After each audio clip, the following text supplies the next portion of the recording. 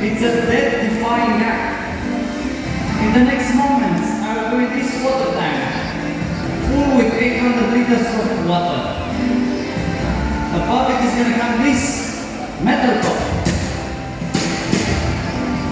This metal top is going to be closed, front and back side, with 4 real chains and 4 safety straps.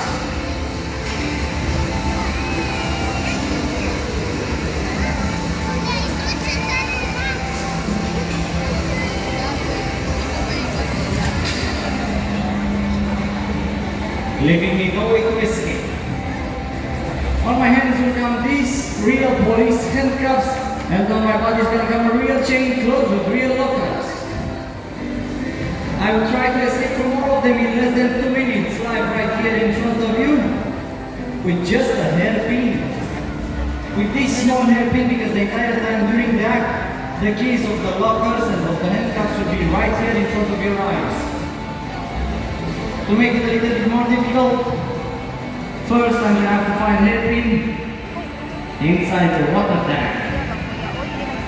Beloved audience, in the next moments I provoke you to try to hold your breath with me while I'm under the water, and get ready to be amazed.